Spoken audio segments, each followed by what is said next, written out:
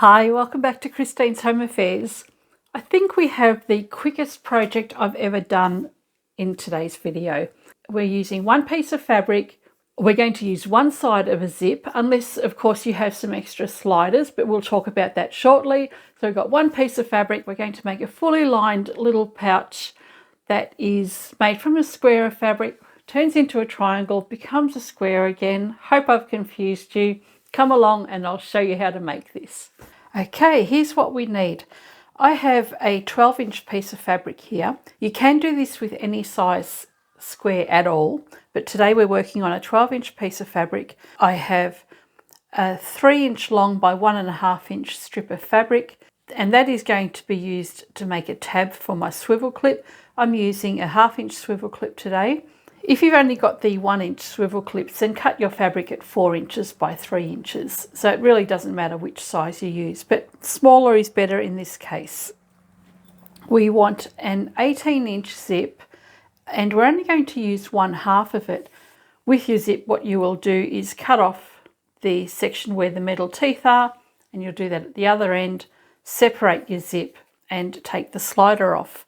That's what I have here, is 1/2 of an 18-inch zip, and I have a slider. Now before we get started, I'm just going to explain to you how you go about working out what size zips you need. We've got a 12-inch piece of fabric, which is what this zip is, but our zip isn't going to go straight across the fabric here. It's actually going on the diagonal, so you can see how short the zip becomes when you're using the diagonal of the fabric. So that's a 12-inch, a 14-inch, still doesn't fit there.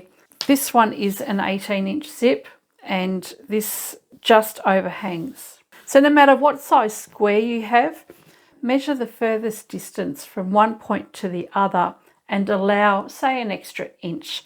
So if you've got 10 inches across here, make your zip at least 11 inches. That's the easiest way to work out what you actually need. Tabs and D-rings or swivel clips, that's up to you, whatever you want to use there. But for your zip, whatever size square you have, because you can make this pouch in any size you like, measure across the diagonal and add an inch. And that's what size zip you'll need. Okay, let's get started. Take your tab. We're going to fold the edges in half. Bring the raw edge in on both sides and then fold that together. And you've just got a narrow strip of fabric there. And we'll take that to the machine and stitch down both long edges. Don't worry about the raw edges at all. Take your main fabric. We're going to mark a line going from this corner to this corner here.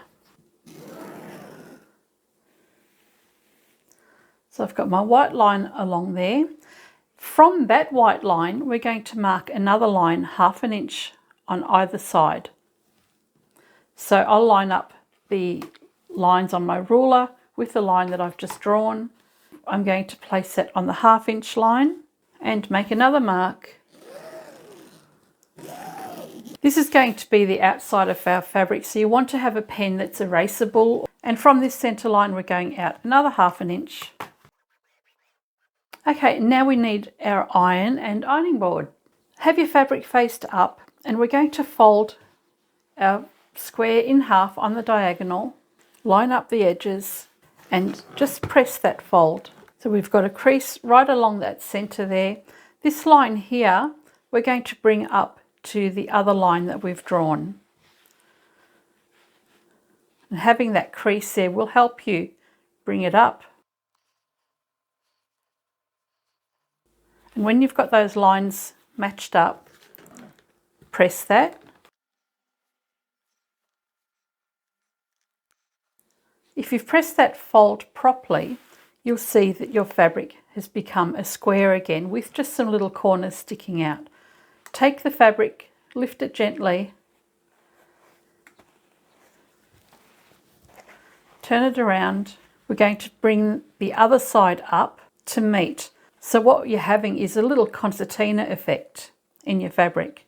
Match up those lines again. And when you do that, you should have a nice triangle here. And just double check that that's lined up nicely on both sides and that you have that little pleat just on the top there. So when you open this out, you're going to have that folded pleat. So we're going to have the outside and the inside of our bag. Now we need to place our zip on the fabric, and it really doesn't matter whether you have your zip facing this way or this way, because this is a single piece of fabric. It's going to be the same on either side. I would choose the pattern, so this has a little bit more of a pattern on it, so I'm going to have the teeth faced down toward my pattern just here. So choose the best side of your fabric and have the teeth of your zip facing that best side. It's a little bit easier just to use a double-sided tape for this section, but you can use clips if you want to.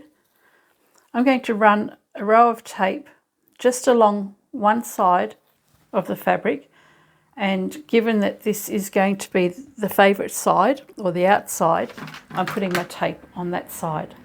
Take your zip and make sure you've got enough zipper tape overhanging on the edges, and we're going to place that with the teeth right side down, and you want the lumpy part of the teeth to just sit on the very edge of your fabric. So if you have the fold up like this, you want the teeth to be sitting at the top edge of the fabric, so it'll just be peeping out like that.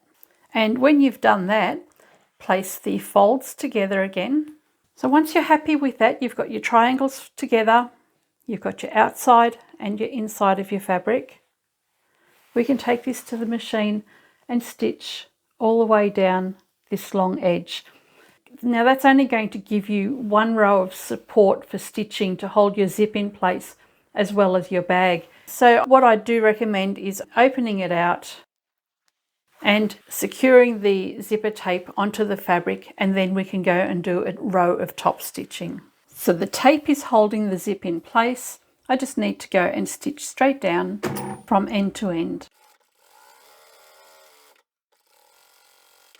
So we've secured the zip to both sides of our bag.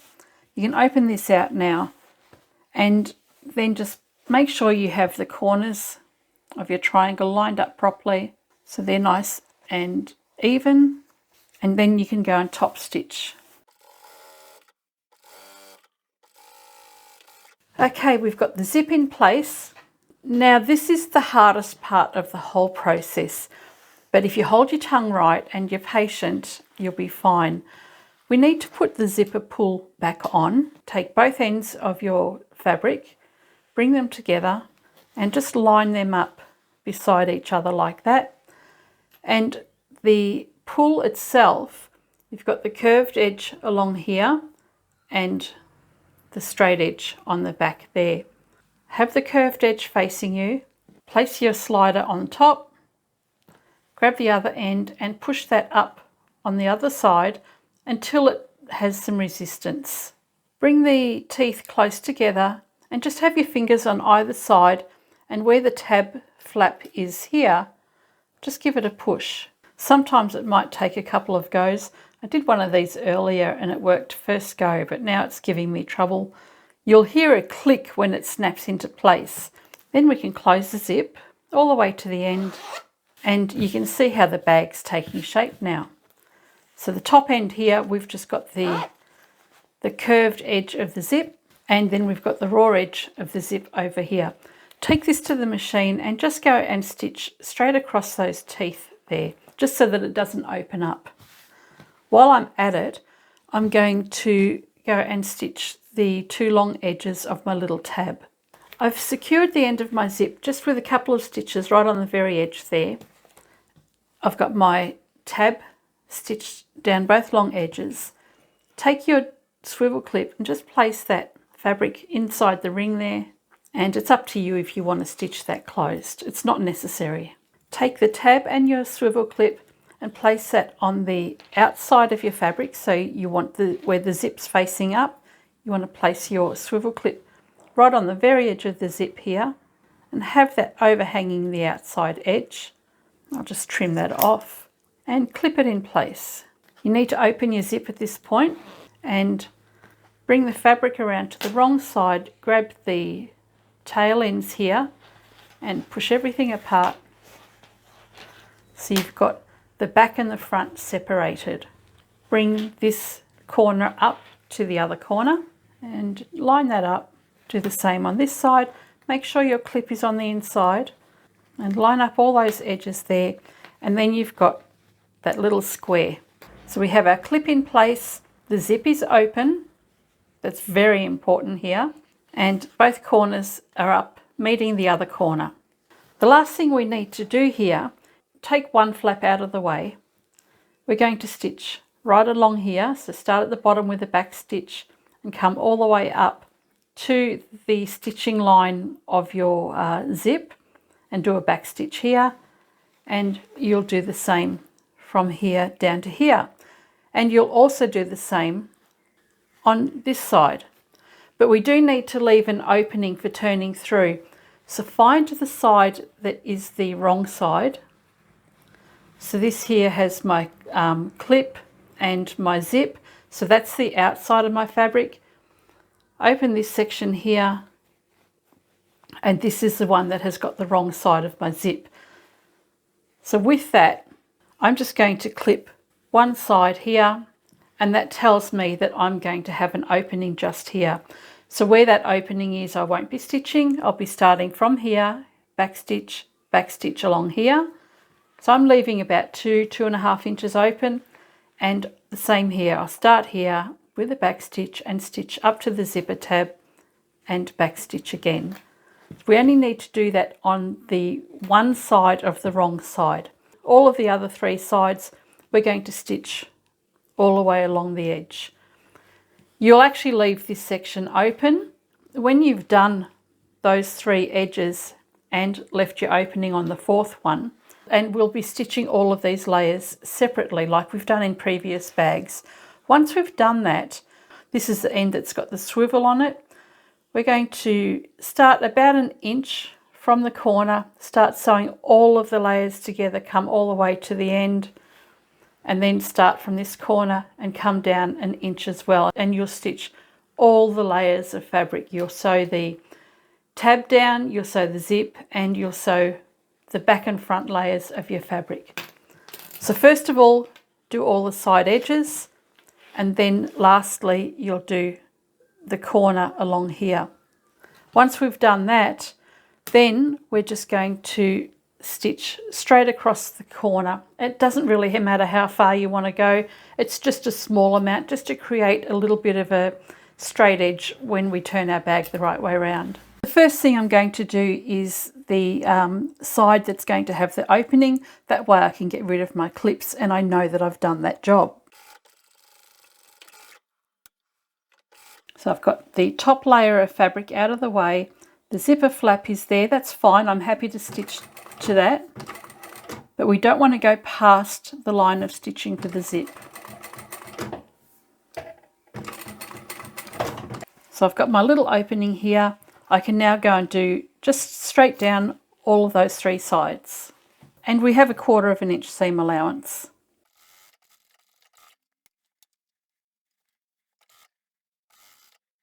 Just stitch as far as you can go.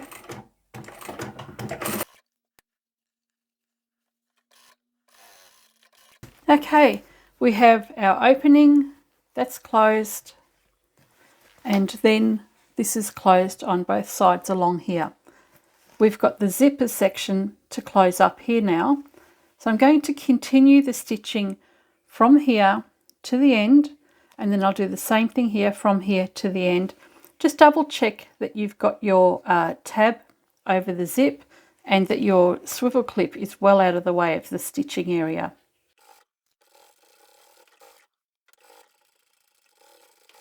So I've gone from about 1 inch from the corner, started here, come up, and then come down about another inch. That has secured all the layers of fabric in place, and I just have these little flaps at the bottom here. We are going to do just a narrow, just a small stitch right across the diagonal here. Doesn't really matter how far you come in. The further you come in, the smaller your bag's going to be and more square the corner is going to be.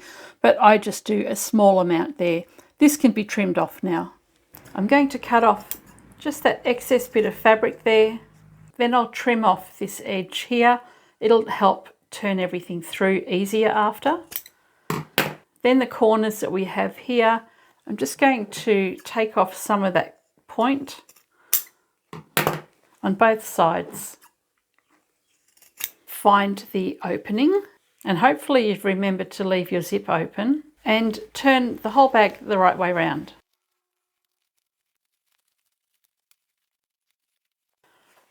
With the outside of your bag, you can use a pin just to help bring out the points. Pull the tab away from the corner, and there we have our little triangle bag. We still have to close up the bag now, so just go back in, find your side seam, separate that from the outside of your fabric, and just pinch those edges together and close it up. I'll just go and close that up quickly now. And here's the finished bag. You might just want to make sure that your tab, when you put it on, is going to be nice and straight. I was a little bit wonky here. That's fine. So half a zip, and it's a great little storage pouch. You can put some coins in there, your clips, all sorts of things. And it'll clip onto the side of your bag really easily as well. Now, I realise this has used only half of a zip, and you never get 2 sliders with your zipper tape. But what I do when I do my alterations, or if I'm taking jeans out or jackets, whatever it is, out of somebody's garment, I always go and keep the sliders. So if the zip is no good, I'll just chop up the fabric and take the slider off, and I have a little container full of different sliders for these dress zips. This slider here is from another old garment. It's not matching to this one at all. I've used half on this bag and a separate slider on this bag here. So if you do alterations or repairs, keep the sliders. One day they will come in handy. The other thing I like to do, and you would have seen it in my itty bitty bags, I'll use one side of the tape and the other side will actually become a little handle. So rather than making a tab, you could go and use the other side of your zipper tape as your little handle. And I've used them as little carry handles as well. If you don't want to make 2 bags, or you don't have 2 sliders, keep the other side for zipper tabs and handles. So what did you think? A couple of little pouches. You can make these in any size you like, though I do think the smaller you go with your fabric, the harder it will be for you to turn your bag through the right way around later on. So I probably wouldn't go below, say, a 10-inch piece of fabric, or 12 inches is ideal because you do get a good couple of inches so that you can turn everything the right way around. What do you think? They're very simple to make, and they're such a quick project. The worst part about the whole project for me is the ironing, because the iron and I aren't really good friends. But then some of you might think that the zip slider is the most difficult part. As long as you hold your tongue right, you'll be fine. It does take a little bit of practice. I do recommend just getting a sacrificial zip and having a go with the slider a few times until you can work out how to actually jiggle your fingers and all of that sort of thing. But they are very, very quick to make. I'm trying to decide if I should have these in the shop or not. They're super quick, so I should have them because they're so quick. They use 1 piece of fabric. For that, I should have them.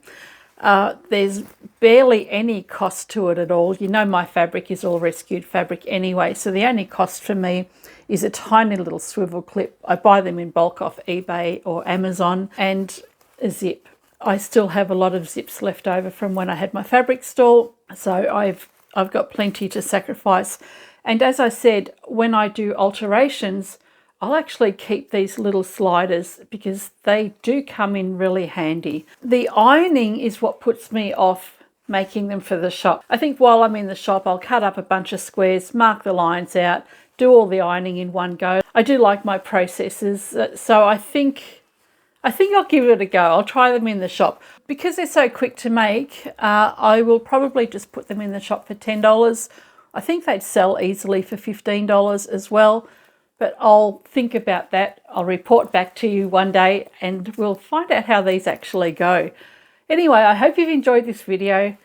Super quick project, and I shall catch you next time. Bye for now.